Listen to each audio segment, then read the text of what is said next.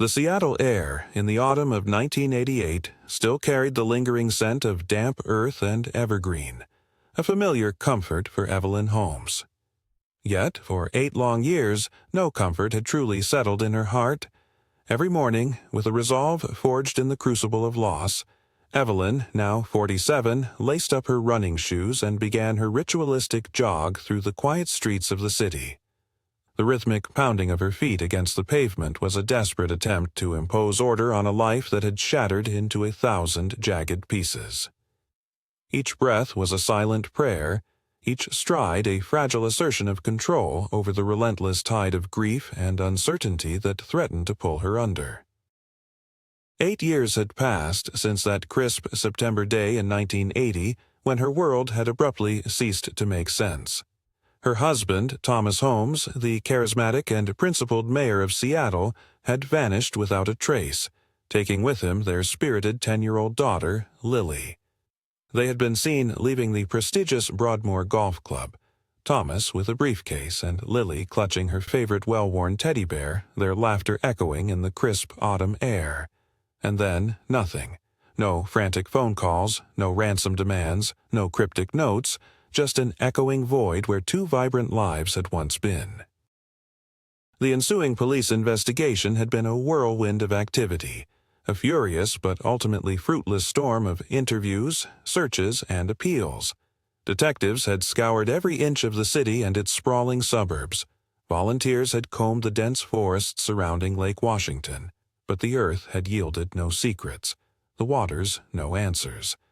The media, initially ravenous, had slowly moved on, leaving Evelyn in the agonizing silence of an unsolved mystery.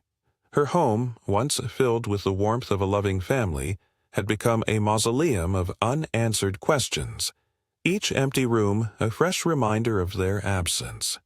The crushing anxiety of those early days had never truly subsided, merely transforming into a dull ache, punctuated by sudden, suffocating panic attacks that would seize her in the pre-dawn darkness, leaving her gasping for air, clutching at the phantom presence of a life that was no more. Her morning runs, her meticulously organized pantry, the precise timing of her tea. These were the fragile threads by which Evelyn clung to sanity, her only defense against the abyss of despair. The usual tranquility of Evelyn's morning route was shattered long before she reached the steeple of St. Sebastian's. A cacophony of sound, alien to the peaceful residential street, grated on her ears. The guttural rumble of heavy machinery, the sharp clang of metal on metal, and the urgent, clipped voices of men shouting orders. Her brow furrowed, a prickle of unease tracing its way up her spine. St. Sebastian's, an architectural gem with its soaring Gothic spires that pierced the perpetually overcast Seattle sky, had stood as a silent, solemn sentinel for over a century. Its ancient stone walls usually exuded an aura of calm, a quiet dignity. Today, however, the scene was one of chaos. As she rounded the corner, the sight that greeted her stole the breath from her lungs. The entire block surrounding the venerable church had been cordoned off, marked by the stark yellow tape that always signified disaster or profound disruption. A patrol car, its lights flashing silently, idled at the perimeter, casting an eerie, pulsating glow on the already somber morning. Beyond the tape, a large construction crew bustled with an unsettling urgency. A towering crane loomed over the church's northern wing, its steel arm poised as if to pluck the very stones from its foundation. Trucks, their beds laden with scaffolding and building materials, lined the curb, blocking the usual flow of traffic. The sheer scale of the operation, the uncharacteristic police presence, sent a jolt of primal fear through Evelyn's chest. Her carefully constructed morning ritual, her fragile sense of control, began to unravel with each hurried step. This was no routine renovation. This was something far more significant, far more unsettling. A knot of dread tightened in her stomach. What could warrant such an emergency at the church? Had there been an accident? A fire? Her mind raced, conjuring worst-case scenarios, a habit born from years of living with the unknown. She slowed her pace, her heart pounding a frantic rhythm against her ribs, a drumbeat of premonition. She craned her neck, trying to decipher the flurry of activity, her eyes scanning the faces of the uniformed officers and hard-hatted workers for any hint of understanding. Then, through a gap in the bustling figures, she saw him. Detective Adams. Even from a distance, his presence was unmistakable. He stood taller than most, his broad shoulders hunched slightly, his gaze fixed intently on something beyond the tape. He was the detective who had spearheaded the initial investigation into Thomas and Lily's disappearance, a man who had met her endless pleas with a weary kindness, a man who, despite the lack of evidence, had always seemed to believe that something more sinister lay beneath the surface. He had been a solitary flicker of hope in the suffocating darkness of those early years, a professional whose quiet determination had offered a modicum of comfort. A strange, almost magnetic pull drew Evelyn towards him. She pushed through the small cluster of curious onlookers, her urgency overriding any social hesitation. As she drew closer, she saw the lines etched around his eyes, deeper than she remembered, testaments to the years that had passed. His usually stoic face was a canvas of conflicting emotions, a profound weariness, a glint of grim satisfaction, and, undeniably, a deep, unsettling sadness. It was a sadness that mirrored her own, yet hinted at a new, devastating truth. Her breath caught in her throat. She tried to call his name, but only a whisper escaped her lips. Yet, as if sensing her presence, Detective Adams slowly turned. His eyes, usually sharp and penetrating, met hers, and in that instant, Evelyn felt a cold dread seep into her bones. There was a raw, unfiltered agony in his gaze, an almost unbearable weight of knowledge that hadn't been there before. He hadn't seen her in years, not since the last official check-in, but recognition flashed instantly. A flicker of something akin to pity, mixed with a chilling determination, settled on his face. He took a step towards her, his movements slow, deliberate, as if each action carried immense gravity. He reached out a hand, not to console, but to steady, to brace. His lips moved, forming words she could barely discern over the distant clang of machinery and the frantic thumping of her own heart. The air itself seemed to thicken, pressing down on her, stealing the oxygen from her lungs. She watched his mouth, desperate to grasp the meaning of his hushed utterance. Then, finally, his voice, gravelly and low, cut through the noise, each word a hammer blow to her fragile composure. "Evelyn," he began, his voice laced with a profound solemnity, We found something." He paused, his gaze unwavering, as if preparing her for the inevitable. The words hung in the crisp morning air, heavy with unspoken implications. Something connected, to your family, to Thomas and Lily. The world seemed to tilt on its axis. The familiar street, the ancient church, the bustling crew, all blurred into an indistinct canvas. Only Detective Adams' face remained in sharp focus, etched with a grim finality. Evelyn swayed, clutching at her chest, a scream building in her throat, trapped, unable to escape. The 8 years of agonizing uncertainty, of desperate hopes and crushing disappointments culminated in this single, devastating moment. The silence that had plagued her for so long was about to be broken, replaced by a truth she knew, with a certainty that chilled her to the bone, would irrevocably alter the landscape of her life, forever. It was a truth she had simultaneously craved and feared, a revelation that promised answers but threatened to unleash a fresh wave of unbearable pain. And in that moment, under the watchful spires of St. Sebastian's, Evelyn knew, with absolute, terrifying clarity, that her long vigil was finally, tragically, coming to an end. The chill of the autumn air, usually a welcome invigorator, now felt like a shroud descending upon Evelyn. Detective Adams, his face a grim mask, gestured towards the makeshift entrance to the church's excavation site.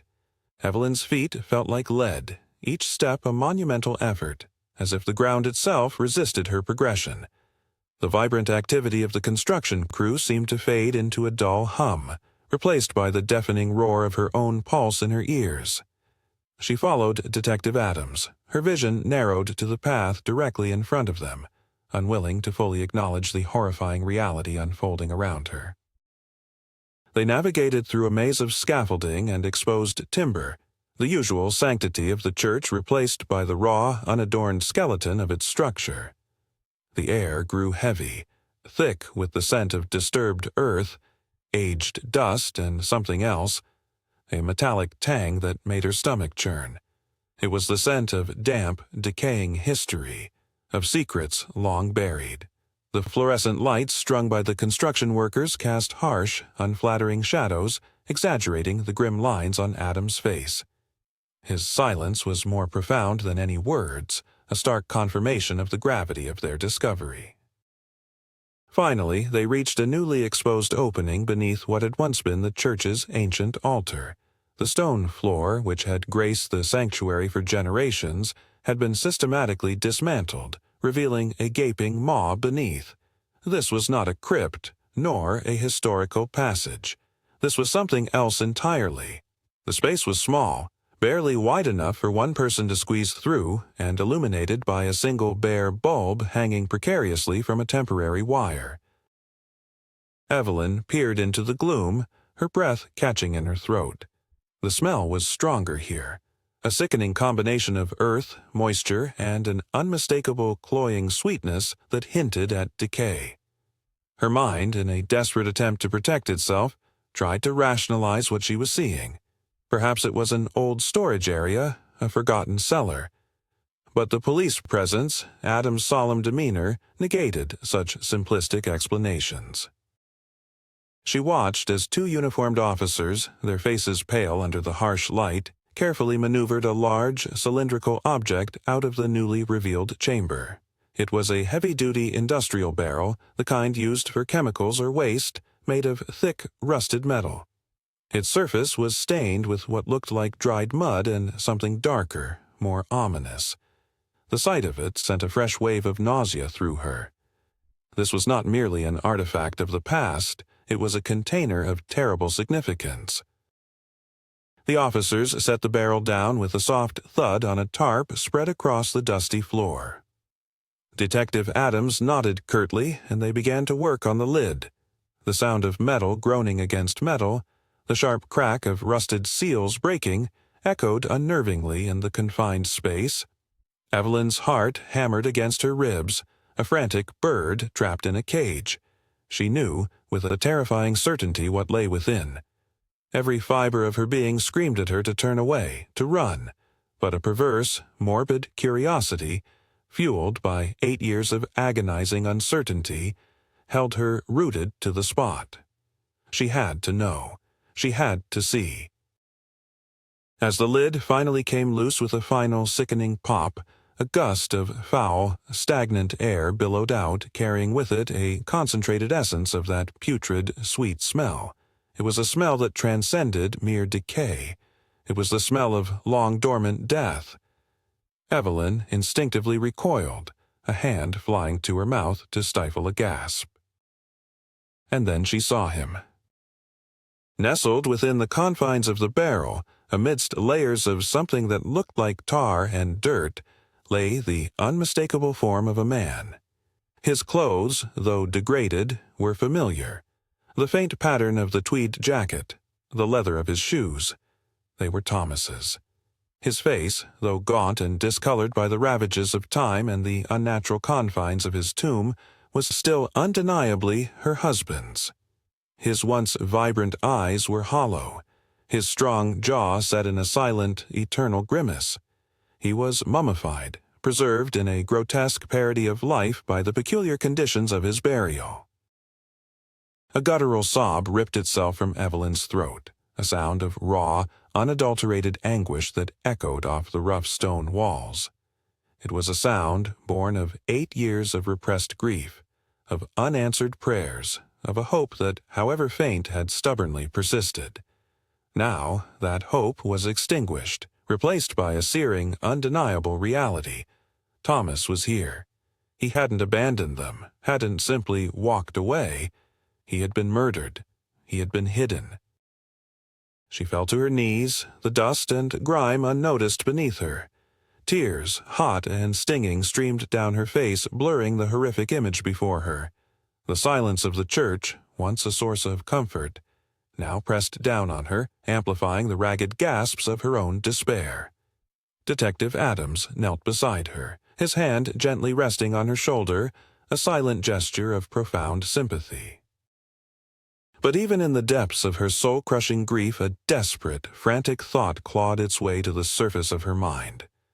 A single, agonizing question that transcended even the horror of Thomas's discovery. "Lily," she whispered, her voice raw, barely audible, a desperate plea to the detective. "Where is Lily?" Her eyes darted around the confined space, searching frantically, irrationally for any sign of her daughter. The barrel was too small for two. Lily was not there. The relief, fleeting and almost imperceptible, that Lily was not in that gruesome tomb, was immediately overshadowed by a fresh wave of terror. If Thomas was here, then where was their daughter? The answers, though terrifying, were finally beginning to emerge.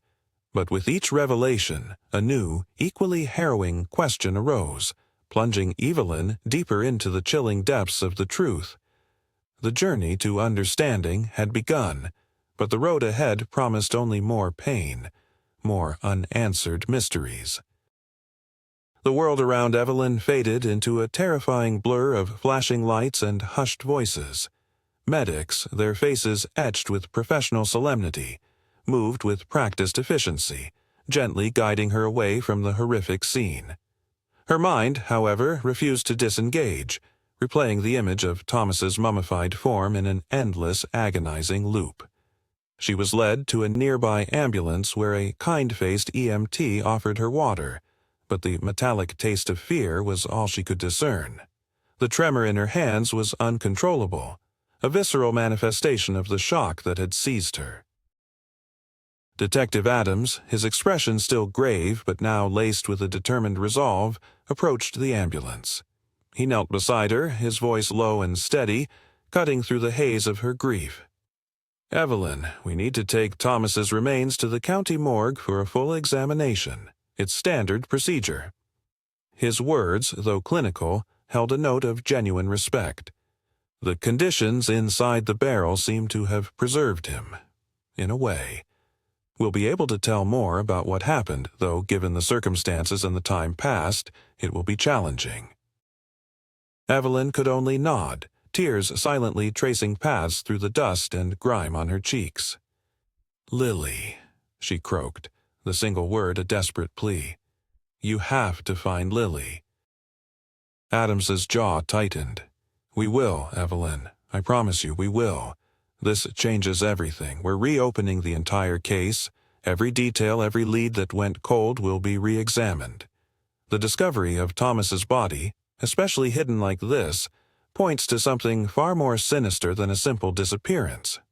He didn't offer false hope, but his conviction was a small, fragile anchor in the storm of her despair. He told her that a forensic team was already meticulously processing the hidden chamber, searching for any additional clues, any microscopic trace that might speak to Lily's whereabouts. As the ambulance idled, waiting for her to compose herself, the initial shock began to give way to a simmering rage. Thomas had been murdered. Her kind, honorable husband, who had fought tirelessly for the people of Seattle, had been silenced, his body discarded like refuse. And Lily, the thought of her 10-year-old daughter, alone and vulnerable, seized by unknown forces, sent a fresh wave of ice through her veins. The grief for Thomas was immense, but the terror for Lily was an even sharper, more unbearable pain. Suddenly, a sleek black sedan pulled up to the perimeter, its polished surface reflecting the somber scene. Out stepped a figure Evelyn recognized instantly. Mayor Robert Grayson. His perfectly tailored suit, his carefully coiffed silver hair, and his air of practiced composure were a stark contrast to the grim reality of the sight. Grayson had ascended to the mayoral office in the wake of Thomas's disappearance, riding a wave of public sympathy and promising stability. His initial public statements had been full of condolences for the Holmes family, expressing deep regret for the tragedy that had befallen them. Grayson's eyes, usually shrewd and calculating, now held a feigned expression of shock and sorrow as he surveyed the scene. He moved with a deliberate, almost theatrical slowness towards Evelyn, a hand extended in what appeared to be a gesture of profound sympathy. "Evelyn, my dear," he murmured, his voice a soft, practiced tone of concern. "I am absolutely devastated. To think this tragedy has been unfolding right under our noses all these years." He reached for her hand, his grip firm and a little too long, his thumb tracing a strange, almost nervous pattern on her skin. Evelyn pulled her hand away almost imperceptibly, her stomach churning. There was something about Grayson's carefully constructed grief that struck her as utterly false. His eyes, though ostensibly full of sorrow, held a peculiar glint, a flicker of something she couldn't quite place. Perhaps curiosity, perhaps a more disturbing satisfaction. His concern seemed too professional, too detached, lacking the genuine anguish she felt. He spoke of the unthinkable and the tremendous loss to our community. But his words felt hollow, devoid of true empathy. He kept glancing towards the gaping hole in the church, a morbid fascination playing on his features. "Of course," Grayson continued, his voice smoothly transitioning from condolences to a more official tone, "the city will extend every resource to assist in the new investigation. This is a dark day for Seattle, but we will find answers. And," he added, his voice dropping slightly, "if there's anything at all, I can do for you, Evelyn, please don't hesitate. Thomas was a colleague, a friend. This is truly heartbreaking." Evelyn simply stared at him, her grief momentarily eclipsed by a burgeoning suspicion. She remembered Thomas's hushed conversations in the weeks before his disappearance, his growing frustration with certain political figures, his veiled references to dark forces at play in the city's underbelly. He had spoken of a growing resistance to his anti-corruption efforts, of powerful individuals threatened by his integrity. Had Grayson been among them? She had dismissed it then, attributing it to the stress of his demanding job. Now, in the stark light of the current horror, those memories resurfaced, imbued with a chilling new significance. The timing of Thomas's death, the subsequent ascent of Grayson to the mayoral seat. It all began to coalesce into a deeply unsettling pattern. As Grayson continued to speak, offering more platitudes, Evelyn's mind raced. This discovery of Thomas's body was only the beginning. The real horror lay in the 8 years of silence, in the chilling truth that someone had meticulously planned and executed this act, burying the city's mayor and their secret beneath sacred ground. And that person, or people, were still out there. A cold, hard resolve began to solidify within her. Thomas deserved justice, and Lily, wherever she was, deserved to be found. The carefully masked sympathy on Mayor Grayson's face, rather than comforting her, only fueled a burning desire for truth, a quiet determination to peel back the layers of deceit that had shrouded her life for so long. She would find out what truly happened, no matter the cost, no matter who stood in her way. The cold weight of the key, nestled in Evelyn's palm, felt impossibly heavy as she stood on the bustling sidewalk outside the ambulance. Mayor Grayson's sleek black sedan, its polished surface reflecting the gloomy Seattle sky, had just pulled away, leaving behind a lingering scent of expensive cologne and an even stronger whiff of suspicion. Evelyn watched it disappear around the corner, her mind reeling. His feigned sympathy, his overly polished demeanor, the way his eyes had darted towards the excavation site with an almost predatory interest. It all coalesced into a deeply unsettling intuition. She clutched the key tighter, her fingers tracing its smooth, unadorned surface. It was an ordinary, modern-looking key made of brass without any distinguishing marks or engravings. Yet, the way it had fallen from Grayson's car, the sudden, almost frantic jerk of his hand as he tried to conceal it, suggested its significance. He had been so careful to maintain his composure, so practiced in his display of public grief, but that one small action had betrayed a flicker of something illicit. It was a detail that, in the chaos of the moment, might have been easily overlooked by anyone else. But Evelyn, whose life had been defined by searching for elusive details, had caught it. Her eyes drifted back to the gaping maw of the church. The forensic team, now equipped with specialized lighting and tools, had begun their painstaking work within the hidden chamber. Detective Adams, after ensuring her initial well-being, had rejoined them, his silhouette visible against the dim glow of the makeshift lights.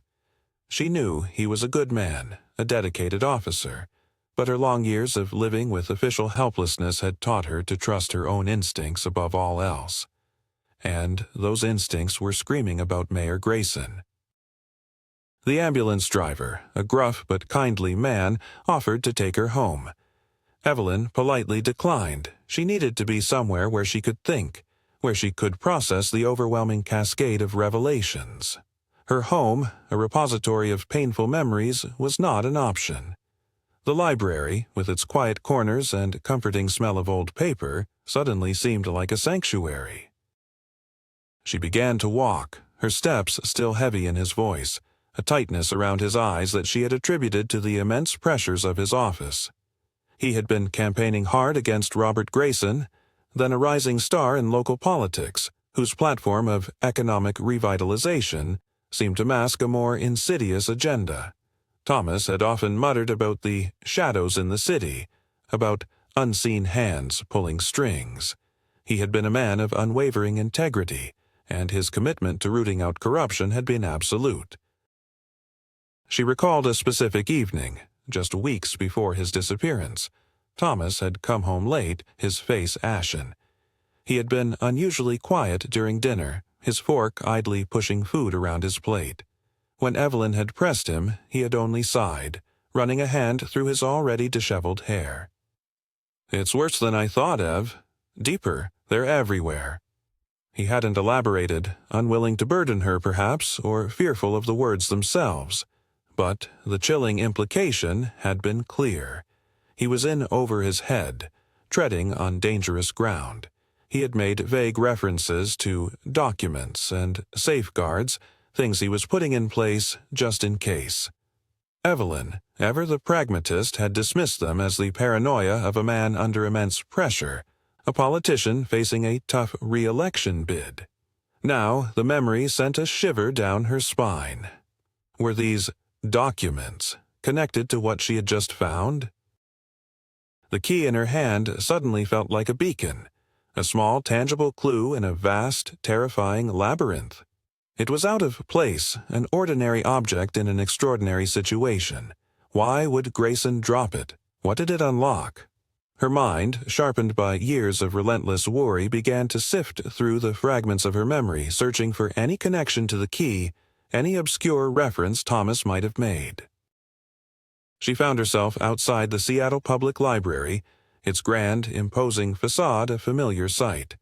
The scent of old books and quiet contemplation was a balm to her agitated spirit. Inside, she sought out a secluded table in the research section, its wooden surface scarred by decades of scholarly pursuits. She settled down, taking a deep, fortifying breath. The world outside, with its sirens and grim discoveries, seemed momentarily distant. She carefully unwrapped the small packet of tissues from her pocket, revealing the key. Its plain brass gleamed dully under the library's fluorescent lights. No numbers, no letters, nothing to hint at its purpose. It was entirely unremarkable, which paradoxically made it all the more intriguing. If it had been a standard office key, it would have been labeled. This was something specific, something personal. Evelyn closed her eyes, trying to clear her mind. She visualized Thomas, his habits, his quirks. He was meticulously organized, almost to a fault. Every document, every piece of information had its place. If he had secrets, if he was preparing for something, he would have left clues, a breadcrumb trail for someone to follow. He was a strategic thinker, always several steps ahead. She remembered his small, leather-bound desk diary, a relic from his campaign days. He had used it to jot down thoughts, ideas, even cryptic notes to himself. It wasn't his official appointment book, but a personal journal, a place where he could freely express his concerns and observations. After his disappearance, the police had collected all his office materials, including his personal effects. They had been returned to her months later, neatly catalogued but largely dismissed as irrelevant to the investigation. She had packed them away, unable to bear the sight of them, preserving them as painful mementos rather than potential clues. Now, a surge of adrenaline coursed through her. Those diaries! They were still in a box in the attic, gathering dust, untouched for 8 years. Had she been so blinded by grief that she had overlooked something crucial? Thomas was a man who planned for every eventuality. It was a trait she had sometimes found exasperating, but now it filled her with a desperate, burgeoning hope. If anyone would leave a map to his secrets, it would be Thomas. The key in her hand felt like the first step on that map. She had to get home. She had to find those diaries. The library, for all its quiet solace, was no longer the place she needed to be. The answers, or at least the path to them, lay hidden in the dust and shadows of her own desolate home. The attic, usually a forgotten space reserved for dusty memories and discarded relics, now felt like an archaeological dig site. Evelyn, armed with a flashlight and a renewed sense of purpose, navigated the cramped, stifling space. Cobwebs clung to her hair, and the air was thick with the scent of age and neglect, but she barely noticed. Her focus was singular: the diaries. She remembered packing Thomas's personal effects shortly after the official search had dwindled, unable to face them, yet unwilling to discard them entirely. She had stored them in a large, unlabeled cardboard box, tucked away in the furthest, darkest corner of the attic as if hoping to bury the pain along with the objects. She moved quickly, her hands rummaging through old photo albums, holiday decorations, and boxes of forgotten clothes.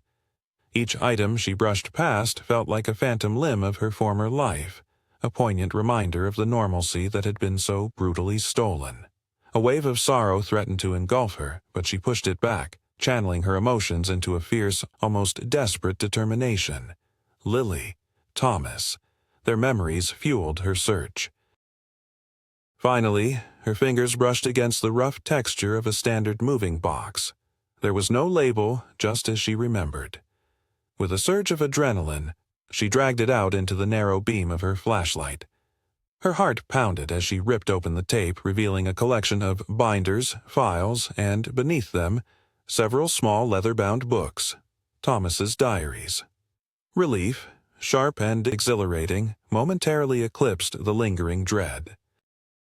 She pulled out the topmost diary, its cover worn smooth by time, and immediately recognized Thomas's precise, almost scholarly handwriting on the first page. It was a journal from early 1980, the year he had disappeared. She settled herself on a dusty trunk, the only makeshift seat in the attic, and began to read, the flashlight beam cutting through the gloom. The initial entries were mundane, typical political musings, notes on city council meetings and upcoming campaign events. Thomas had been a meticulous record keeper, and his thoughts on infrastructure projects and public services were laid out with characteristic detail. But as she turned the pages, the tone began to shift. Subtle at first, then more pronounced. He began to chronicle his growing unease with certain development proposals, particularly those pushed by powerful, newly established real estate conglomerates. He noted discrepancies in zoning permits, unusual speed in approvals, and the sudden influx of unaccounted-for capital into seemingly legitimate businesses. Then came the names. Robert Grayson, listed not as a political opponent but as a key figure in these questionable dealings. At the time, Grayson was a prominent real estate developer with growing political ambitions, a vocal proponent of unfettered growth and business-friendly policies. Thomas's entries described Grayson's relentless lobbying, his shrewd tactics, and a distinct lack of transparency in his dealings. Thomas suspected a deeper, more nefarious agenda beneath the veneer of progress. He wrote of shell corporations and untraceable funds, of a network of influence that stretched far beyond the confines of Seattle. The later entries grew increasingly tense, almost frantic. Thomas detailed his growing suspicion that the city was being infiltrated, its legitimate businesses used as fronts for illicit activities, primarily narcotics trafficking. He noted the sudden proliferation of new, obscure businesses, their grand openings coinciding with spikes in suspicious cash transactions. He suspected a major drug cartel was establishing a foothold in the Pacific Northwest, using Seattle's rapid growth as a cover. His diary entries meticulously documented his attempts to gather evidence, his frustration with seemingly cooperative but ultimately obstructionist city officials, and his growing isolation within his own administration. He wrote about receiving anonymous threats, veiled warnings to cease his inquiries. First, they were just unsettling phone calls, heavy breathing on the line, hang-ups. Then the threats grew more direct, more personal. He documented a chilling message left on his desk. A single, wilting lily, a clear and terrifying reference to their daughter, Lily. Evelyn's breath hitched, a fresh wave of nausea washing over her. He had kept this from her, shielding her from the sinister undercurrents of his fight. The entries from the final weeks were a desperate chronicle of a man besieged. Thomas had become convinced that his life and the lives of his family were in grave danger. He mentioned making copies of all his findings, creating a dead man's switch, a contingency plan to ensure the truth would emerge if anything happened to him. He referred to a safe place, a location known only to him, where these critical documents were stored, a final bastion of truth against the encroaching darkness. He spoke of his profound love for Evelyn and Lily, his agonizing decision to keep his deepening investigation secret, fearing for their safety, and his determination to expose the rot consuming the city, no matter the personal cost. His last entry, dated the day before he disappeared, was brief, almost cryptic. The meeting is set. This could be it. For Lily. For Evelyn. For Seattle. As Evelyn finished reading, the attic felt suddenly colder, the shadows deeper, filled with the ghosts of Thomas's final, desperate struggle. The words on the page were no longer just ink. They were his voice, echoing from the grave, a testament to his courage and the ultimate price he had paid. The casual references to Robert Grayson, now mayor, took on a terrifying new meaning. His presence at the church, his forced sympathy, the way he had tried to retrieve the key. It was all part of a dark, meticulously woven tapestry of deception. The key, Evelyn realized with a jolt, was not just any key. It was the key to Thomas's safe place, the key to his dead man's switch.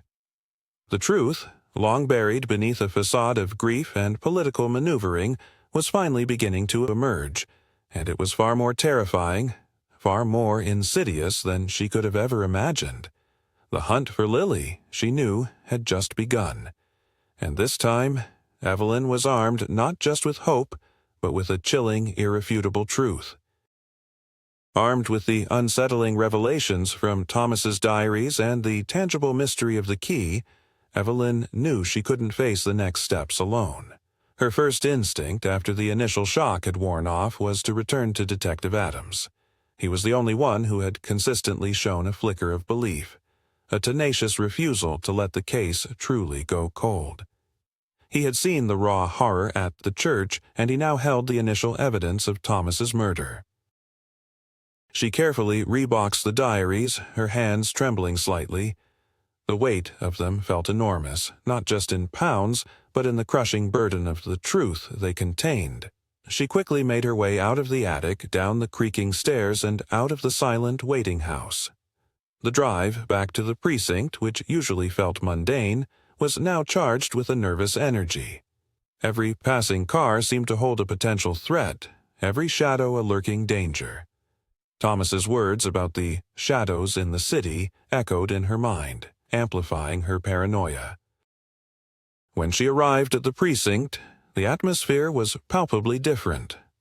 The quiet hum of routine had been replaced by a focused, urgent energy. Officers moved with purpose, their faces grim. The discovery at St. Sebastian's had clearly sent ripples through the department, shaking it out of its long-standing complacency regarding the Holmes case. She found Detective Adams in a small, cluttered office, surrounded by stacks of files and a freshly brewed pot of coffee. His eyes, though tired, held a spark of renewed determination. He looked up as she entered, and the faint surprise on his face quickly gave way to a knowing solemnity. He had anticipated her return. Evelyn didn't waste words. She placed the box of diaries on his desk with a thud. "These are Thomas's personal journals," she stated, her voice surprisingly steady. "They cover the period leading up to his disappearance. And this." She extended her hand, revealing the plain brass key. "This fell out of Mayor Grayson's car when he sped away from the church this morning." Adams picked up the key, turning it over in his fingers, his brow furrowed in concentration. He glanced at the diaries, then back at Evelyn, a silent question in his eyes.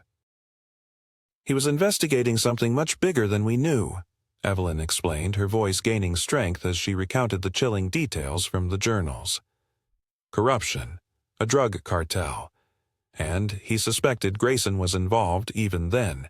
He wrote about threats, about a dead man's switch, about a safe place where he hid evidence to be found only if something happened to him. Her voice broke slightly as she recounted the entry about the wilting Lily, a direct threat to Lily.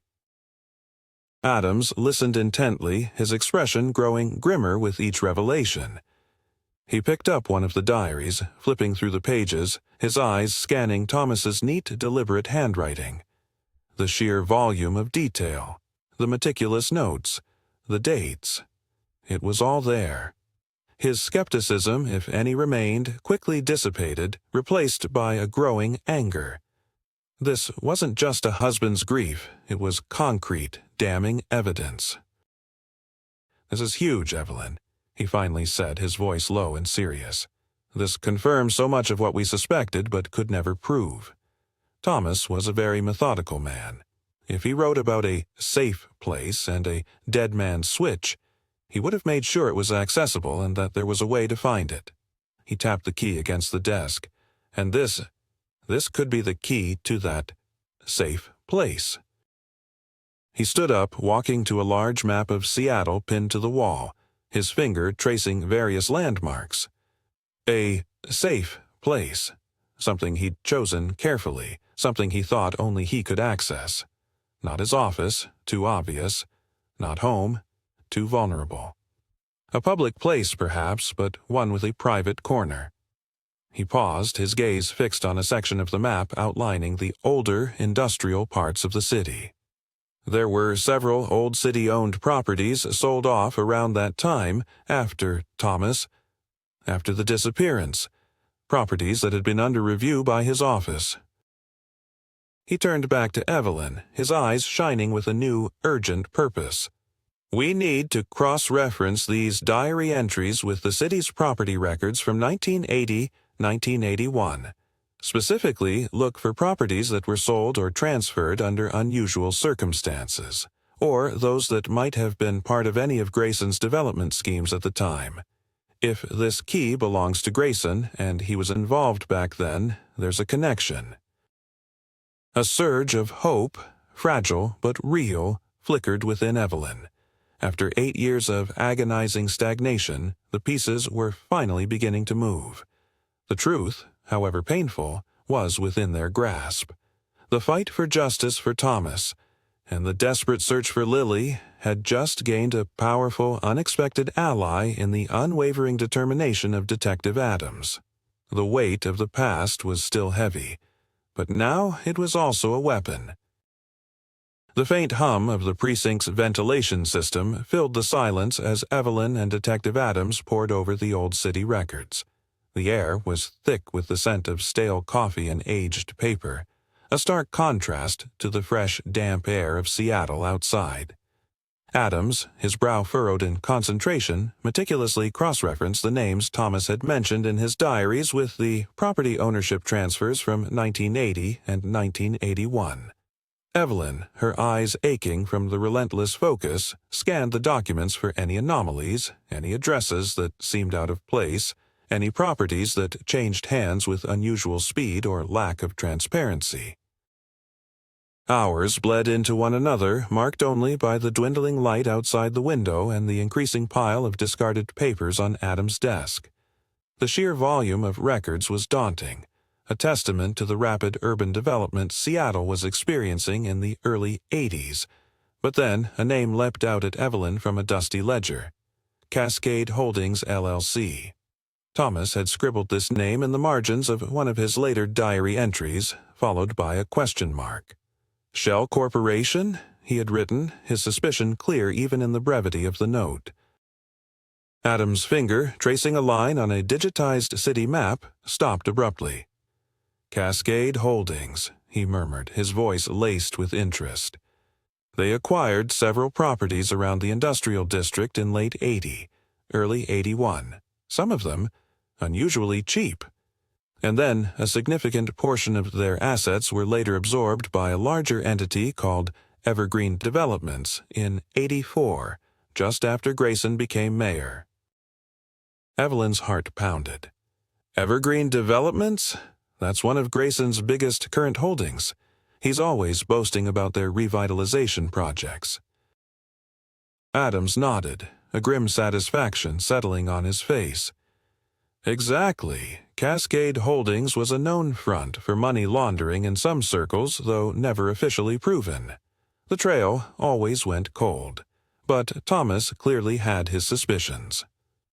He then pulled up a digital rendering of one of the specific properties acquired by Cascade Holdings, a derelict, long-abandoned warehouse on the waterfront, just north of the bustling docks. The aerial view showed a crumbling brick facade, boarded-up windows, and a sprawling, overgrown lot. It looked utterly unremarkable, a forgotten relic of Seattle's industrial past. This one's interesting, Adams continued, zooming in on the image. Records indicate it was decommissioned in the late 70s due to structural instability. City deemed it unsafe. But Cascade Holdings bought it anyway, for a surprisingly high price considering its condition, and then did absolutely nothing with it. Just sat there, collecting dust until Evergreen Developments took it over. Evelyn stared at the image, a strange premonition stirring within her. Thomas mentioned a safe place, somewhere obscure, off the radar but accessible, a place no one would ever suspect. She looked at the abandoned warehouse, its isolation almost eerie. Could this be it? A place where no one would ever think to look? Adams clicked a few more times, pulling up old blueprints and survey maps. What else is odd, he mused, is that some of the old city schematics show an underlying network of tunnels in this area, remnants of an old underground transportation system from the early 1900s. Most were sealed off, forgotten about, but some were never fully documented. He pointed to a faint, dotted line on one of the older maps running directly beneath the warehouse property. If Thomas was looking for a secure, hidden location, a place only he might know about. An entrance to a forgotten tunnel network under an abandoned, unassuming warehouse, bought by a shell corporation linked to his political rival, it fits the profile. The key, still in Evelyn's pocket, suddenly felt alive, vibrating with a new, profound significance. This was not just a random key, it was a key to a specific, unique lock, a lock to a secret Thomas had entrusted to the very ground beneath their feet. The pieces of the puzzle, once scattered and seemingly disparate, were now beginning to click into place with terrifying precision. The ruthlessness of Thomas's enemies, Their elaborate plan to silence him and dispose of his body was now chillingly clear. They had assumed their secrets were buried forever, but they hadn't counted on Evelyn, and they hadn't counted on Thomas's meticulous planning, his foresight, his desperate hope that the truth would eventually surface. The hunt for Lily, Evelyn realized, might very well lead them into the very heart of the city's hidden past, into the dark, forgotten depths of Seattle's underground. The old King County Property Records Office, buried in a dusty, dimly lit annex of the county courthouse, felt like a journey back in time. Papers rustled like dry leaves, and the air hummed with the quiet drone of antiquated fluorescent lights. Detective Adams, with Evelyn at his side, had secured access to the pre-digital archives, a treasure trove of deeds, transfers, and city plans from the early 1980s. The task was daunting, like searching for a single grain of sand on a vast beach, but the urgency of their quest, fueled by Thomas's cryptic entries and the chilling presence of the brass key, propelled them forward. They began by pulling files for every city-owned property that had been sold off or had undergone significant zoning changes in the period between Thomas's election in late 1979 and his disappearance in September 1980, and even a few months beyond. Adams, a veteran of countless cold cases, understood that some legal proceedings might have been expedited or delayed in the immediate aftermath of such a high-profile disappearance. Evelyn, however, found herself drawn to a different set of records, those pertaining to properties connected, however remotely, to Robert Grayson's development company at the time. Her intuition, a finely honed instrument of survival, whispered that the truth lay hidden in his orbit. Hours blurred into an exhausting continuum of scrolling through microfiche, poring over faded blueprints, and cross-referencing names and dates.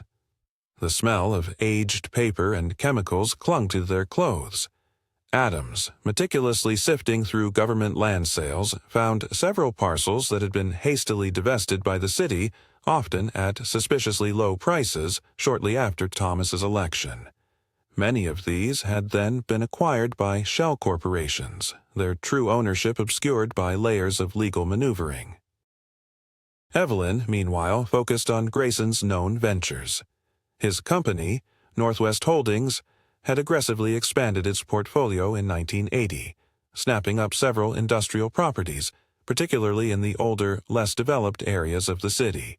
She found a series of transactions for a cluster of aging warehouses near the waterfront, properties that had been slated for demolition and redevelopment under Thomas's initial city plans. Yet, under Grayson's influence, their status had inexplicably shifted. They were now listed as privately acquired for long-term storage and logistical operations, a vague designation that raised Evelyn's hackles. As Adams reviewed a particularly large, convoluted property transfer involving a disused municipal building on the city's outskirts, Evelyn's eyes landed on a detailed blueprint of one of Grayson's newly acquired warehouses. It was a sprawling, unremarkable brick structure, but something about the layout on the old paper caught her attention. A small, almost imperceptible symbol in the corner of one of the interior rooms, a small, faint square with a diagonal line through it. It was too small to be a window, too irregular to be a vent. It looked like an asterisk, or a deliberate mark indicating something hidden. Then, the key in her pocket, which she had almost forgotten she was holding, felt suddenly warm. It was an irrational sensation, a trick of her anxious mind, but it focused her attention. She compared the faint symbol on the blueprint to the unique cut of the brass key.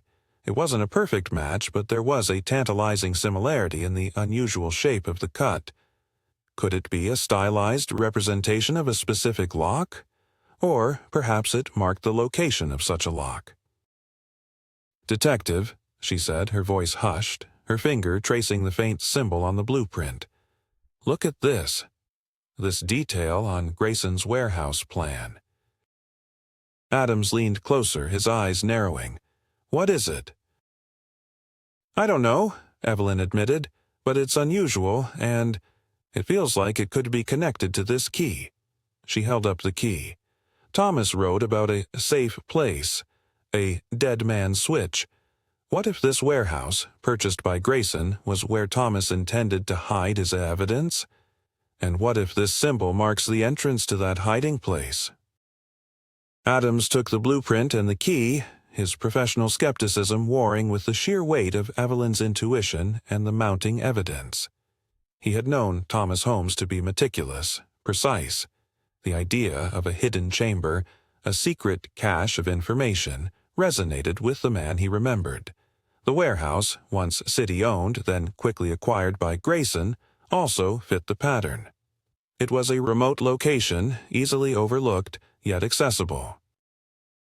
"It's a long shot," Adams mused aloud, more to himself than to Evelyn, "but at this point we have nothing to lose." He contacted his colleagues, arranging for a discreet visit to the warehouse. They couldn't alert Grayson, couldn't risk him removing or destroying whatever secrets might be hidden there. The plan was to approach under the guise of a routine code inspection, a common enough occurrence in old industrial zones. As they left the dusty confines of the records office, the afternoon sun felt harsh and blinding after hours spent in the dim light. But for Evelyn, a new light had dawned. The truth, however elusive, was no longer a phantom. It had a location, a symbol, and a key. The next step would be the most dangerous, a confrontation with the very heart of the darkness that had consumed her family. She had found Thomas's voice in his diaries, and now, with the key in Adam's possession, they might finally find his last, desperate message, and with it perhaps the answers about Lily. The old warehouse, a silent witness to years of neglect, now loomed as a potential crucible where truth and deception would finally collide. The old warehouse district on the edge of Seattle, a forgotten relic of the city's industrial past, was shrouded in the perpetual Pacific Northwest drizzle. Buildings with crumbling brick facades and boarded-up windows stretched in desolate rows, their silence broken only by the distant wail of a foghorn and the occasional rumble of a passing cargo train. Under the pretense of a routine code inspection, Detective Adams, accompanied by a small, carefully chosen team, pulled up to the specific warehouse Evelyn had identified. Evelyn herself remained in the unmarked car a block away, her heart a frantic drumbeat against her ribs. The air was thick with the smell of damp concrete and decay, a grim backdrop for the discovery they hoped to make. Adams' team, disguised as municipal inspectors, approached the massive, corroded steel door. One officer, feigning frustration, rattled a clipboard, while another pretended to test the integrity of the brickwork. Adams, meanwhile, moved with a quiet, practiced precision, his eyes scanning the exterior of the building, comparing it to the faded blueprint. The small, almost imperceptible symbol Evelyn had pointed out on the plan, a faint square with a diagonal line, was marked on the original document in a specific corner of the warehouse's interior. He knew the layout of these old structures, typically a main loading bay, a few administrative offices, and then vast, open storage areas. After a few staged attempts to inspect the exterior, the team moved to the main entrance. The lock, though old, gave way with a few expert manipulations from one of Adam's men. The heavy door groaned open, revealing a cavernous interior swallowed by shadows. The air inside was cold, stale, and smelled of dust, old wood, and a faint metallic tang. Moonlight, filtering through grimy skylights high above, cast long, eerie streaks across the concrete floor. Adams, now inside, pulled out his own flashlight, its powerful beam cutting through the gloom. He moved deliberately, his gaze sweeping across the vast expanse of the warehouse. Stacked wooden crates, their labels faded and unreadable, lined the walls, stretching towards the high ceiling. Rusting machinery, long abandoned, sat like skeletal remains in the center of the space. It was a place of forgotten industry, a silent monument to decay. He found the specific corner marked on the blueprint. It was darker here, tucked away behind a formidable stack of disused shelving units. The air felt heavier, colder, as if the space itself held its breath. He directed his flashlight beam to the floor, then the wall. Nothing. No obvious door, no hidden panel. Just rough, unadorned brick and cracked concrete. Disappointment, sharp and unwelcome, began to prickle at him. Had Evelyn's intuition, fueled by grief, led them astray? Then his gaze fell lower, closer to the floor.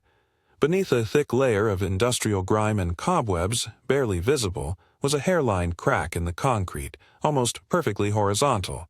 It was too straight, too precise to be a natural fissure. He knelt, scraping away the dirt with his gloved hand. The crack extended, forming a subtle rectangular outline in the floor. This was it, a hidden access panel, meticulously disguised. He pulled out the brass key Evelyn had given him. It was a modern cut, unlike the older, more intricate keys one might expect for such a discreet hiding place. He tested it against the faint outline. No lock was immediately visible. He ran his fingers along the crack, searching for an indentation, a lever, anything, and then his fingers brushed against a tiny, almost invisible recess in the concrete, cleverly concealed beneath a thin layer of hardened dust. He inserted the key. It slid in smoothly, fitting perfectly. With a click that echoed unnervingly in the vast, silent warehouse, the mechanism engaged. He twisted the key, and with a soft, almost imperceptible hiss of displaced air, a section of the concrete floor slowly, smoothly began to descend, revealing a narrow, dark shaft beneath. A flight of rough-hewn wooden steps led down into an even deeper blackness.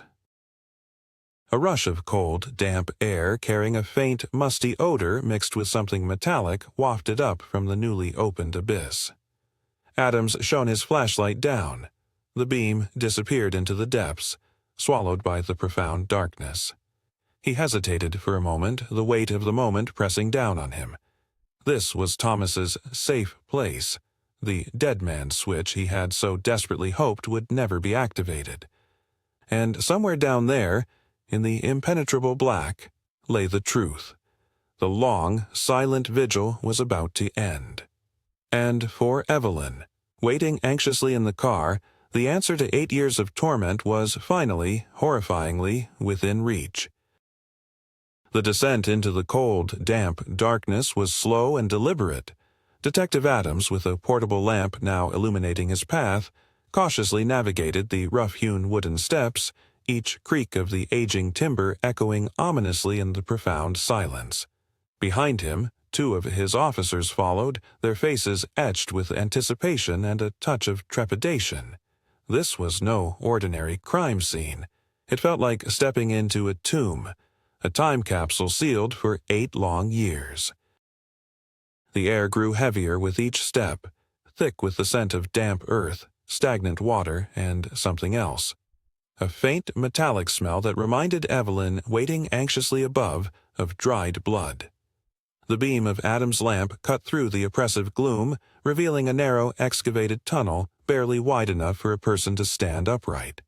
The walls were shored up with rough planks, hastily erected, suggesting a clandestine construction. It was clear this was not part of any original building plan, but a secret passage, dug with desperate intent. Adams moved forward, his footsteps muffled by the damp earth floor. The tunnel was short, perhaps only 30 feet, and it led into a small, irregular chamber carved directly out of the earth. The lamp illuminated a space that was surprisingly orderly, despite its subterranean nature. Wooden crates, smaller and more personal than those in the warehouse above, were neatly stacked against one wall. A makeshift table, fashioned from rough planks, stood in the center, and on it, a single, sturdy, padlocked chest. The air in the chamber was cooler, still as if no breath had disturbed it for years. Dust motes danced in the lamp's beam, disturbed by their intrusion. Adams approached the chest, his heart thudding with a mixture of dread and grim satisfaction. This was it. This was Thomas's safe place. The final repository of his truths. He knelt before the chest, his fingers tracing the outline of the heavy brass padlock. It was old but solid. He pulled out the key Evelyn had found, the ordinary brass key that had dropped from Mayor Grayson's car. With a steady hand, he inserted it into the lock. It slid in smoothly, a perfect fit. The tumblers clicked with a soft, decisive sound, and the padlock sprung open. Adams lifted the heavy lid. The light from his lamp spilled into the chest, revealing its contents. It wasn't filled with glittering jewels or stacks of cash, but with something far more valuable: documents. Neatly organized files, meticulously labeled folders, and a small, worn, reel-to-reel tape recorder with several tapes nestled beside it. Thomas, even in the face of mortal danger, had been uncompromising in his dedication to truth and order. He carefully pulled out the top file. It was labeled, in Thomas's neat hand, Project Chimera. Inside, he found detailed financial ledgers, bank statements, and offshore account numbers, all meticulously cross-referenced to shell corporations and front businesses. The names listed were a who's who of Seattle's seemingly legitimate business community, their connections weaving a complex web of money laundering and illicit dealings. Robert Grayson's name appeared frequently, not just as a developer but as a silent partner in several of these clandestine ventures, his fingerprints all over the shadowy transactions. Another folder contained photographs, grainy, black-and-white images of meetings in back alleys, clandestine deliveries, and shadowy figures exchanging packages. He recognized some of the faces from mugshots of known drug traffickers, others from the periphery of Seattle's political landscape. It was irrefutable evidence of a vast narcotics network, deeply embedded within the city's power structures. Thomas hadn't just suspected, he had proven it. Adams then turned to the tape recorder. He loaded one of the reels, the magnetic tape whirring softly as it began to play. The first voice was Thomas's, clear and resolute but tinged with a weariness that spoke of profound danger.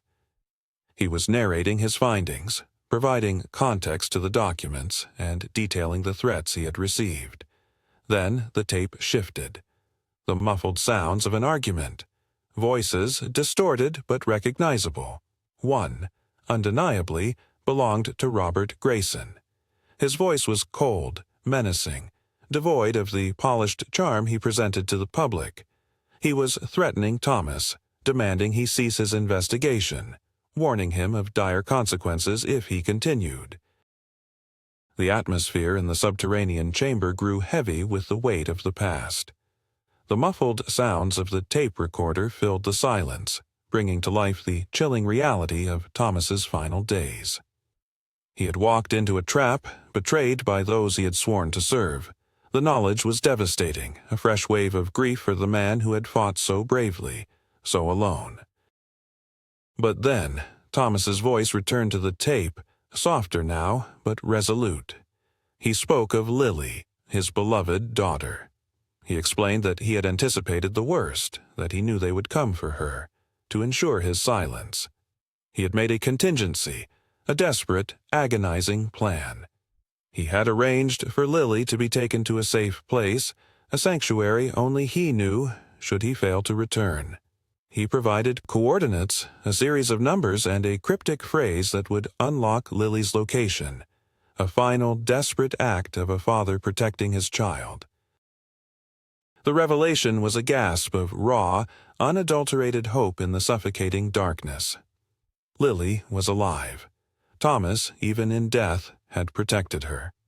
Adams quickly jotted down the coordinates and the phrase, his hand shaking slightly with the enormity of the discovery. He turned off the recorder, the silence of the chamber suddenly profound, broken only by the rapid thumping of his own heart. The full scope of the tragedy and the miracle had just revealed itself. Thomas had died fighting, but he had succeeded in saving his daughter. The fight for justice for Thomas now converged with the desperate burning need to bring Lily home. The truth, long buried, was finally unearthed, but the most crucial part of the mission had just begun. The coordinates from Thomas's final recording pulsed in Detective Adams' mind, a beacon of desperate hope in the aftermath of their chilling discovery. He knew he couldn't waste a single moment. While forensic teams meticulously documented the contents of Thomas's hidden cache, Adams, accompanied by Evelyn, who refused to be left behind, and a specialized tactical unit, raced through the rain-slicked streets of Seattle. The cryptic phrase Thomas had uttered on the tape, "under the watchful eye of the Emerald City's first guardians," was their only additional clue, a poetic riddle that hinted at a deeper connection to Seattle's history. Evelyn, though emotionally drained, found a surge of adrenaline coursing through her. Lily was alive. The sheer, improbable miracle of it fueled her. She clung to Adam's every word, her mind racing to decipher the phrase. "Emerald City's first guardians," she mused aloud, her voice hoarse. That's how people used to refer to the old lighthouses, the ones that guided ships into the harbor before the city grew so large, especially the one near Discovery Park. Adams's eyes widened. Discovery Park? It fits. It's remote, but not entirely inaccessible, and there are old structures there, remnants of military installations. He quickly adjusted their route, directing the convoy towards the rugged coastline. The urgency was palpable. Every minute counted.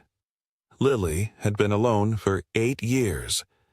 8 years. The thought was unbearable, yet it also spurred them forward with relentless determination. They arrived at the perimeter of Discovery Park as dusk began to settle, painting the sky in shades of bruised purple and gray. The wind whipped in off the Puget Sound, carrying the sharp tang of salt and pine. The historic lighthouse, a stoic sentinel against the darkening sky, stood proudly in the distance. The tactical unit fanned out, securing the area, their movements precise and silent in the dim light. Adams and Evelyn, with 2 officers, ventured towards the rugged, undeveloped section of the park, guided by the coordinates. The terrain was uneven, marked by overgrown paths and remnants of crumbling concrete structures, forgotten relics of a bygone era. Thomas, in his meticulous planning, would have chosen a place that offered both seclusion and a measure of protection, a place that could have been adapted for long-term concealment. The coordinates led them to a particularly dense thicket of trees, where the undergrowth was unusually dense, obscuring an old, overgrown concrete bunker. It was a leftover from World War II, a camouflaged observation post long since abandoned and forgotten by most. The entrance, partially collapsed and covered by ivy, was almost invisible. The air here was heavy, still, and unnervingly quiet, broken only by the distant crashing of waves against the shore. Adams directed his team to carefully clear the debris, their movements deliberate, cautious. The phrase from the tape echoed in Evelyn's mind. "Under the watchful eye of the Emerald City's first guardians." The bunker was indeed under the metaphorical eye of the nearby lighthouse, an ironic twist of fate that Thomas, with his love for history and symbolism, would have appreciated. As the last of the rubble was cleared, a small, reinforced metal door was revealed, almost flush with the bunker's concrete wall. It was not a typical military-issue door. It looked more like a custom fabrication, a modern addition to an ancient structure designed to blend seamlessly with its surroundings. This, Evelyn realized with a jolt, was the actual safe place. Thomas hadn't just hidden his evidence. He had built a sanctuary. The door had no visible handle, no obvious lock. Adams ran his gloved hand over its smooth, cold surface, searching for a mechanism. Then one of the officers, a younger man with sharp eyes, pointed to a small, almost invisible indentation near the bottom of the door, easily mistaken for a natural imperfection in the concrete. It was the same symbol Evelyn had spotted on the blueprint, the square with the diagonal line, and next to it a small, barely perceptible keyhole, cleverly disguised within the textured surface of the metal. Adams produced the brass key once more, its significance now monumental. With a slow, deliberate movement, he inserted it into the hidden keyhole. The key slid in with a soft click, and a faint, whirring sound emanated from within the door. Then, with a quiet release of air, The metal door began to pivot inwards, revealing a small, dark opening beyond. The scent of stale, confined air, tinged with a faint sweet smell that Evelyn couldn't quite place, wafted out. The moment was suspended, heavy with anticipation and fear. What would they find inside? After 8 years, the truth was finally within reach. As the heavy metal door swung inwards, the air that spilled out was thick with the scent of damp earth, stale air, and something else, a faint sweet aroma, almost floral, yet strangely synthetic. Detective Adams shone his powerful flashlight into the opening, and the beam cut through the profound darkness, revealing a small, meticulously prepared chamber. It was larger than he had anticipated, carved out of the earth and shored up with a combination of rough-hewn timber and concrete, clearly designed for prolonged occupancy. Evelyn gasped, a sound torn from the deepest part of her soul, as the beam of light illuminated a figure huddled in the far corner. It was Lily. Her daughter, now 18, sat on a small makeshift cot, her knees drawn up to her chest, her arms wrapped around them in a gesture of self-preservation. Her hair, once a vibrant blonde, was long and matted, streaked with dust. Her face was gaunt, her skin pale, almost translucent, but her eyes, those eyes were unmistakably Lily's, wide, blue, and filled with a profound weariness, but with an undeniable spark of life still lingering within their depths. The sweet smell Evelyn had noticed was now identifiable, the faint, lingering scent of antiseptic and something akin to a very old, dried flower. A small, carefully tended garden of potted plants, surprisingly vibrant, lined one wall, their leaves covered in a fine layer of dust. Lily, it seemed, had found a way to bring a semblance of life to her underground prison. Evelyn lunged forward, her heart a raw, aching throb in her chest. "Lily!" she cried, her voice a desperate, joyful sob. She stumbled, falling to her knees in the damp earth, reaching out to her daughter.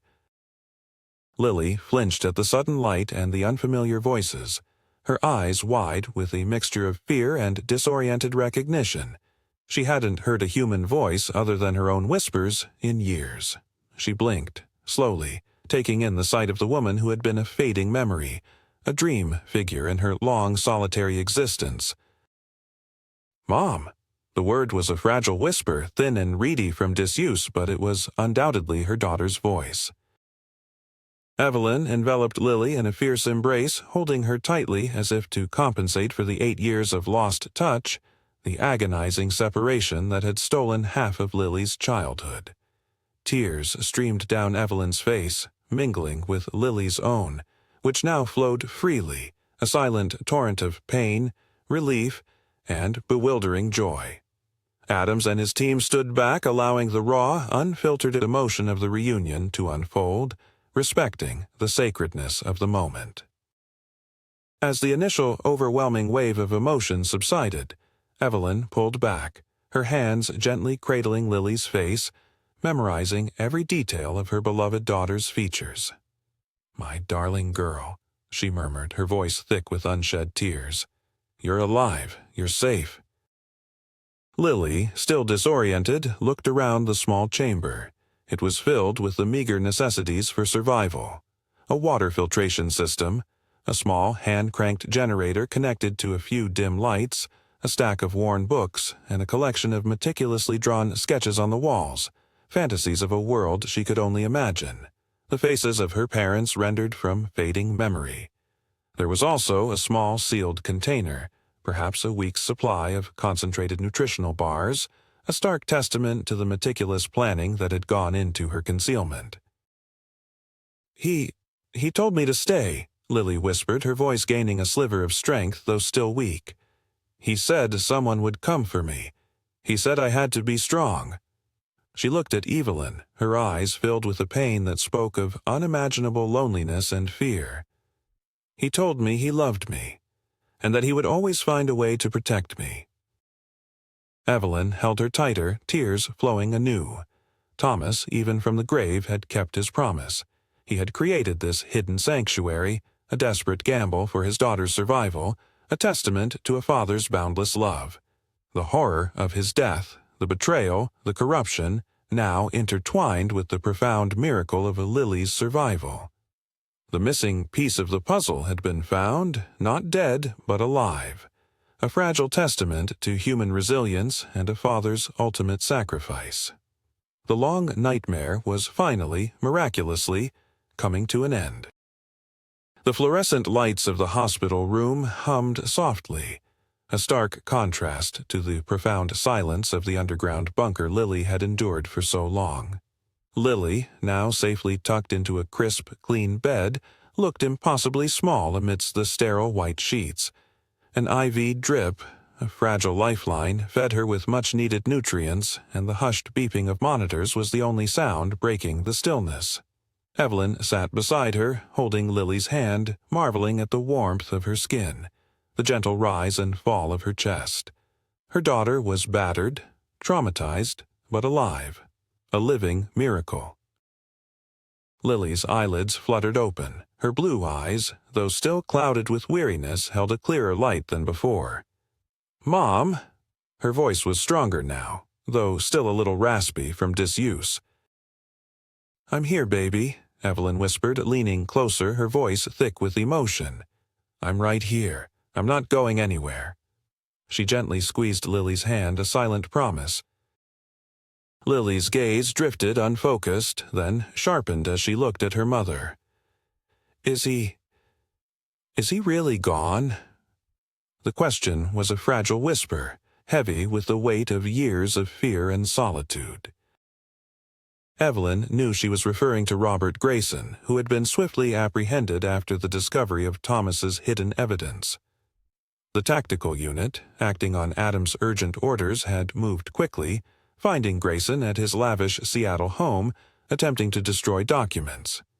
He had been taken into custody without resistance, the weight of his long-held secret finally crushing him.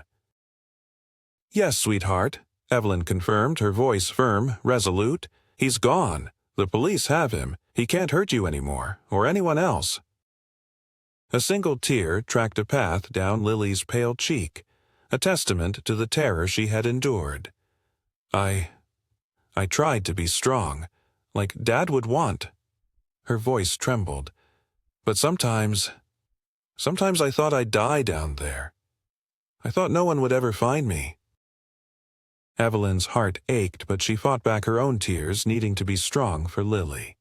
"You are strong, Lily," she said fiercely, her voice unwavering. "The strongest person I know. You survived. You endured. You are a testament to your father's love and your own incredible spirit." They talked quietly for a long time, carefully, gently. Evelyn offered fragmented explanations, omitting the darkest details, focusing on the triumph of discovery, the unwavering belief of Detective Adams, and the sheer audacity of Thomas's final act. Lily, in turn, spoke in halting whispers of her solitary existence, of the routine Thomas had established for her, the precious few books she had reread countless times, the mental games she played to keep her mind sharp, and the constant nagging hope that one day someone would come. She spoke of the little garden, the only connection to the living world she had, and how she had carefully rationed the nutritional bars, always fearing the end. As the medication and the exhaustion of the day began to take their toll, Lily's eyelids grew heavy. "Sleep, sweetheart," Evelyn murmured, gently stroking her hair. "Rest. I'll be right here when you wake up." As Lily drifted off into a peaceful, drug-induced sleep, Evelyn settled deeper into the bedside chair. The events of the morning played out in her mind like a rapid-fire sequence of jarring images. Her morning jog, so routine. The sudden, jarring sight of police cars at St. Sebastian's. The sickening reveal of Thomas's body in the barrel. The chilling truth of his diaries, outlining the corruption and the threats. The key, dropped by a panicked Mayor Grayson, proving to be the linchpin. And finally the incredible, unbelievable discovery of Lily, alive, in that hidden bunker. Thomas, her principled, unyielding husband, would finally receive the proper burial he deserved, not in a hidden barrel, but with dignity and honor. Justice would be served, slowly but surely, as the full extent of Robert Grayson's web of corruption was untangled. But more importantly, her daughter was home. Damaged, yes, and with a long road to recovery ahead, but undeniably, miraculously, alive. Evelyn watched Lily sleep, memorizing every peaceful breath, every soft curve of her face. The exhaustion of the day, of 8 long years, crashed over her like a massive wave. She rested her head on the edge of Lily's hospital bed, their hands still intertwined, a silent testament to their unbreakable bond. And there, in the quiet sanctuary of the hospital room, with her daughter finally safe, Evelyn allowed sleep to claim her at last, a sleep free from the crushing anxiety and the haunting questions that had plagued her for so long. The nightmare was over. A new, fragile but profoundly hopeful chapter had begun.